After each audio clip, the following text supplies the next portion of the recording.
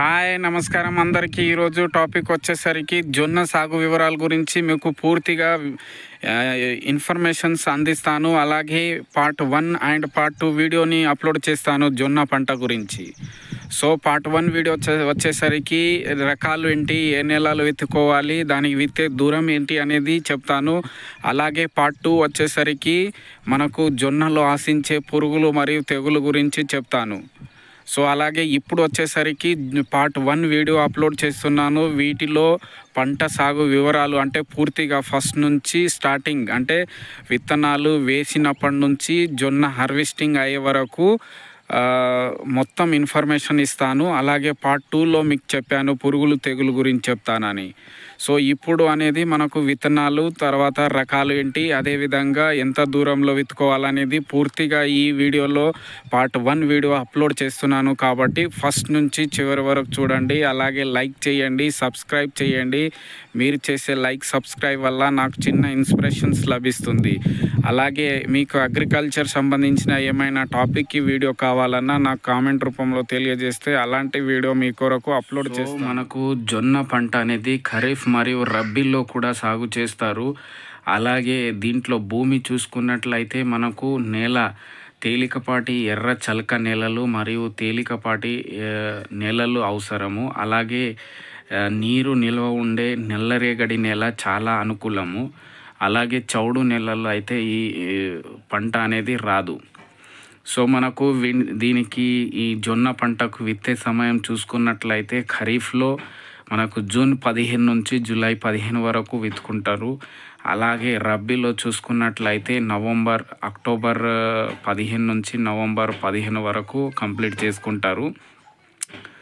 అలాగే మనకు నెక్స్ట్ ఇంకొకటి చూసుకున్నట్లయితే రకాలు వచ్చేసరికి పాలుంబూర్ జొన్న, తర్వాత CSV 15, అలాగే CSV 27, తర్వాత CSH 16, అదేవిధంగా CSH 25 ఈ యొక్క రకాలు. అలాగే మనకు విత్తనం మోతాదు ఎంత అవసరం పడతాయంటే 1 ఎకరానికి 3 నుంచి 4 కిలో విత్తనం అనేది సరిపోతుంది. సో విత్తనాన్ని ఆల్రెడీ విత్తనం శుద్ధి చేసి ఉంటుంది. అయినా కూడా మనం చేయాలనుకుంటే 1 కిలో విత్తనానికి 3 గ్రామ్ థయోమిథాక్సమ్, లేదనుకుంటే 1 కిలో విత్తనానికి 12 ml ఇమిడాక్లోపిడ్ కలిపి విత్తనం శుద్ధి చేసుకోవాలి విత్తనాన్ని అలా. సో ఆ తర్వాత విత్తనం శుద్ధి చేసుకొని విత్తుకోవాలి. సో అదేవిధంగా నెక్స్ట్ పాయింట్ వచ్చేసరికి విత్తే దూరం. మనకు ఒక వరుసకు ఇంకొక వరుసకు మధ్య దూరం వచ్చేసరికి 45 సెంటీమీటర్ ఉండేటట్టు చూసుకోవాలి. ఒక వరుసలోని ఒక మొక్క నుంచి ఇంకొక మొక్కకు మధ్య దూరం చూసుకున్నట్లయితే 12 నుంచి 15 సెంటీమీటర్ ఉండేటట్టు చూసుకోవాలి.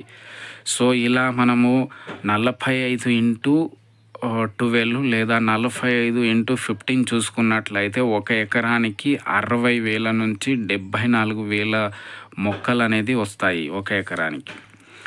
ఆ విధంగా విత్తుకోవాలి. సో విత్తిన తర్వాత మనము వాటర్ పెడుతూ ఉండాలి. వాటర్ కూడా దీనికి చూసుకున్నట్లయితే ఇది వర్షాధార పంట అని మనము వర్షాధార పంట కూడా విత్తుకుంటారు ఖరీఫ్లో. కాబట్టి అప్పుడైతే అంతా 1-2 తడిలు అయితే సరిపోతుంది. ముఖ్యంగా మనకి ఈ పంటకు చూసుకున్నట్లయితే 450 నుంచి 600 mm వాటర్ అనేది అవసరం ఉంటుంది. కానీ ఖరీఫ్లో మనకు వర్షాధారంగా వేసుకుంటారు కాబట్టి పూత అలాగే గింజ కట్టే దశలో వాటర్ ఉంటే ఎక్కువ దిగుబడి వచ్చే అవకాశాలు ఉంటాయి. అదేవిధంగా మనకు రబ్బీలో చూసుకున్నట్లయితే కంపల్సరీ పూత, అదేవిధంగా గింజలు పాలు పోసుకునే దశలు అయితే కంపల్సరీ వాటర్ అనేది పెట్టాలి. ఈ విధంగా ఈ పూత మరియు గింజలు కట్టే దశలో వాటర్ పెట్టుకున్నట్లయితే ఎక్కువ దిగుబడి అనేది వస్తుంది. సో అదేవిధంగా మనకు నెక్స్ట్ పాయింట్ చూసుకున్నట్లయితే కలుపు కూడా ఎక్కువ వస్తుంది. కాబట్టి మనకు విత్తిన వెంటనే 24 నుంచి 48 గంటల్లోపు అట్రాజిన్ అనే మందు దొరుకుతుంది. ఈ అట్రాజిన్ అనే మందు 600 నుంచి 800 గ్రామ్స్ 1 ఎకరానికి కలిపి స్ప్రే చేసుకోవాలి. 800 గ్రామ్ 1 ఎకరానికి. అది కూడా ప్రీ ఎమర్జెన్సీ హెర్బిసైడ్ అంటే విత్తిన తర్వాత 24 నుంచి 48 గంటల లోపే చేయాలి. ఆ తర్వాత పోస్ట్ ఎమర్జెన్సీ హెర్బిసైడ్ విత్తిన తర్వాత మనకు అంటే జనరల్గా 15, 20, 30 రోజులు చేసుకుంటారు. కానీ ఆ టైంలో అనేది కలుపు మందు చేయకూడదు.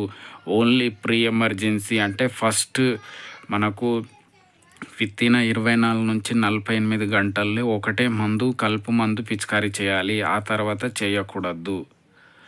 సో అలాగే ఆ తర్వాత మనకు పంట కోత చూసుకున్నట్లయితే మనకు కంకి అనేది క్రింది వర్షాల్లో ఆకుపచ్చ రంగు నుండి తెల్లగా మారుతుంది.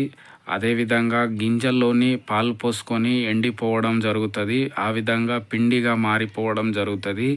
మరియు గింజలు క్రింది భాగానికి నల్లటి చారలు ఏర్పడుతుంది. మనకు అలా ఏమైనా కనబడినట్లయితే పంట హార్వెస్టింగ్ దశలో అయితే మనం అనుకోవాలి పంట అనేది హార్వెస్టింగ్ స్టేజ్కి వచ్చిందని. ఇప్పుడు చెప్పినటువంటి లక్షణాలు మీరు అలా మారినట్లయితే వెంటనే మీరు కోత అనేది కొయ్యాలి, హార్వెస్టింగ్ చేసుకోవాలి. సో మనకు హార్వెస్టింగ్ చేసిన తర్వాత ఈ తేమ శాతం గింజలో తేమ శాతం మనకు 9 నుంచి 10% ఉండేటట్టు చూసుకోవాలి ఇలా పంట కోత. సో ముఖ్యంగా మనకు ఈ ఇంతకుముందు చెప్పినటువంటి ఈ పంట అనేది జనరల్గా మనకు రబ్బీకి అదేవిధంగా ఖరీఫ్ అయితే వర్షాధారంగా వేసుకుంటారు. తర్వాత రబ్బీకి అయితే వాటర్ ఉన్న వాళ్ళు వేసుకుంటారు. నేను చెప్పాను వాటర్ ఉన్నటువంటి వాళ్ళు పూత మరియు గింజలు కట్టే సమయంలో కంపల్సరీ వాటర్ ఇవ్వాలి. వాటర్ ఇచ్చినట్లయితే అధిక దిగుబడి వస్తుంది. అదేవిధంగా ఇంకొక వీడియో నేను అప్లోడ్ చేస్తాను. దాంట్లో మనకు జొన్నలో వచ్చే పురుగులు తెగులు ఏమేమి వస్తాయి అనేది కూడా అప్లోడ్ చేస్తాను. సో ఇప్పుడు చెప్పినటువంటి కొన్ని నెలలు తర్వాత విత్తే సమయము, అదేవిధంగా మనకు విత్తే దూరము, తర్వాత నీరు, అదేవిధంగా కలుపు యాజమాన్యం. ఇంకొక పాయింట్ చూసుకున్నట్లయితే ఎరువులు ఏమేమి వేయాలి ఈ పంటకు. ఎరువుల గురించి చూసుకున్నట్లయితే మనకు ఖరీఫ్లో 1 ఎకరానికి నత్రజని 20 కిలోలు వాడాలి. 20 నుంచి 24 కిలోలు నత్రజని వాడాలి. అదేవిధంగా భాస్వరం చూసుకున్నట్లయితే 1 ఎకరానికి 12 కిలోలు వాడాలి ఖరీఫ్లో. అదేవిధంగా పొటాష్ చూసుకున్నట్లయితే 1 ఎకరానికి 8 కిలోలు వాడాలి ఖరీఫ్లో. అదేవిధంగా రబ్బీకి చూసుకున్నట్లయితే మనకు నత్రజని ఎరువులు 1 ఎకరానికి 40 నుంచి 45 కిలోలు వాడాలి. అదేవిధంగా రబ్బీలో చూసుకున్నట్లయితే మనకు భాస్వరము 24 కిలోలు వాడాలి. అదేవిధంగా పొటాష్ చూసుకున్నట్లయితే 16 కిలోలు పొటాష్ కంపల్సరీ వాడాలి రబ్బీలో. సో ఈ విధంగా ఎరువులు, తర్వాత నీటి యాజమాన్యం, నెలలు, రకాలు ఇవన్నీ మీకు చెప్పాను. మీరు కూడా నేను చెప్పిన వీడియోని మీరు అప్లోడ్ చేస్తున్న వీడియోని చూసి మీరు కూడా ఈ పంట జొన్న పంట సాగు చేసుకున్నట్లయితే మంచి దిగుబడి సాధించవచ్చు. సో కంపల్సరీ నీటి యాజమాన్య పద్ధతి పాటించాలి. రబ్బీలో అయితే పూత తర్వాత గింజ కట్టే దశలో కంపల్సరీ వాటర్ తడి ఇచ్చినట్లయితే ఎక్కువ దిగుబడి సాధించవచ్చు. ధన్యవాదం.